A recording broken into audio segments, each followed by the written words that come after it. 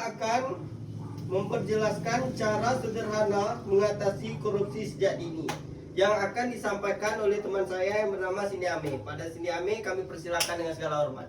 Selamat pagi adik-adik. Pagi, Kak. Baiklah adik-adik, di sini udah tahu kan tujuan kakak apa? Tahu. Apa? Mengatasi korupsi. Ya, betul. Jadi di sini kakak akan menjelaskan cara sederhana mengatasi korupsi sejak dini. Baiklah, adik, kakak masuk ya. Apa itu korupsi? Ada yang tahu nggak? Ada Apa? menyalahgunakan uang negara. Betul, beri tepuk tangan dulu. Lanjut ya. Korupsi adalah penyelewengan atau penyalahgunaan uang negara, perusahaan, organisasi, yayasan, dan sebagainya untuk kebutuhan pribadi dan orang lain. Udah tahu kan? Udah. Sekarang, apa saja faktor penyebab korupsi? Apa ada yang tahu? Ya. Baiklah, kakak akan jelaskan ya. Koruptor akan mencari celah perundang-undangan untuk bisa melakukan aksinya. Sifat serakah, tamak, rakus manusia, gaya hidup sok kaya, moral yang lemah. Bagaimana cara mengatasi korupsi? Apa ada yang tahu? Ya. Baik. Membangun generasi muda yang paham tentang pentingnya mencegah korupsi, membuat pusat layanan pengaduan tindakan korupsi, memberikan hukuman yang dapat menimbulkan efek jerah agar korupsi tidak terulang kembali pada masa yang akan datang. Kejujuran. Adik, di sini sudah menerapkan sifat jujur belum? Sudah. Contohnya seperti apa coba? Jujur apa? Coba jelaskan sama kakak. Apa? Belum tahu ya? Belum. Jadi kejujuran berasal dari kata jujur yang dapat didefinisikan sebagai tindakan maupun ucapan yang lurus, tidak berbohong dan tidak curang. Dalam berbagai buku juga disebut bahwa jujur memiliki makna satu-satunya kata perbuatan. Lanjut ya. Kepedulian. Apakah adik-adik tahu apa itu kepedulian? Tidak. Baiklah, kakak akan menjelaskan apa itu kepedulian. Mengindahkan, memperhatikan dan menghiraukan rasa kepedulian dapat dilakukan terhadap lingkungan sekitar dan berbagai hal yang berkembang di dalamnya. Ketiga, kemandirian. Di dalam beberapa buku pembelajaran dikatakan bahwa mandiri berarti dapat berdiri di atas kaki sendiri. Apakah adik-adik tahu mandiri itu apa? Tahu. Apa? Apakah adik-adik tahu apa itu kemandirian? Tahu. Apa? Berdiri di atas kaki sendiri. Betul. Beri tepuk tangan dulu ya. Lanjut ya.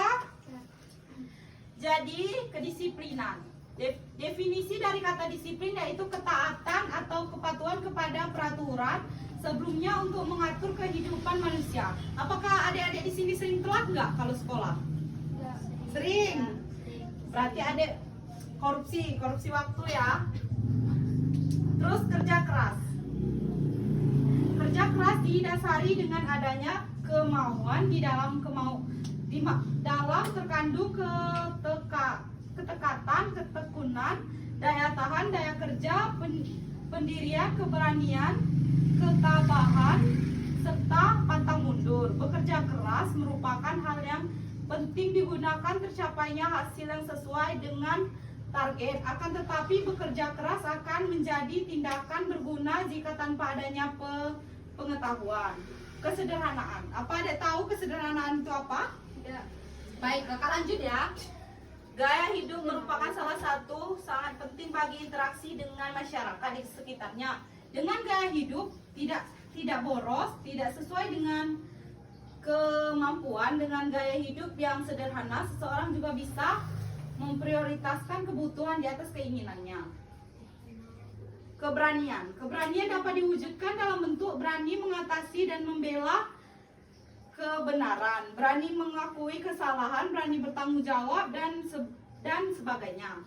Keadilan. Keadilan berdasarkan arti kata dari adil. Sama, berat, tidak berat sebelah dan tidak memilih. Keadilan dapat sudut pandang bangsa Indonesia disebut juga keadilan sosial serta jelas dicatat dalam Undang-Undang Pancasila yang kedua. Siapa yang tahu Pancasila Undang-Undang yang kedua apa isinya? Apa? Dua, kemanusiaan yang adil dan beradab. Betul. Beri tepuk tangan dulu adik-adik. Jadi itu ya adik-adik sifat yang harus kita taati dalam melakukan sikap anti korupsi. Jadi adik-adik sudah yang mana tuh melakukan sikap anti korupsinya? Apa? Belum ada, jujur. Yang lain? Pedulian. Pedulian. Terus yang lain? Kemudian Terus yang lain? keadilan. Betul. Tepuk tangan dulu. Terima kasih. Jadi adik-adik di sini apakah ada yang mau bertanya? Ada.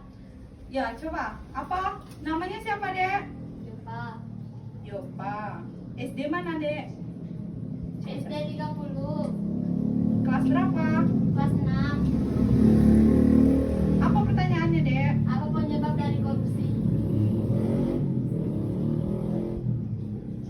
Baiklah, kakak akan menjelaskan ya apa itu penyebab dari korupsi. Apakah di sini adik-adik ada yang tahu apa penyebab dari korupsi? Tidak. Baiklah ya, kakak akan jelaskan penyebab dari korupsi adalah kurangnya wawasan, hidup tidak sesuai dengan pendapatan atau gaji yang kecil. Apakah ada yang mengerti? Apa ada yang mau bertanya lagi, Dek? Siapa namanya?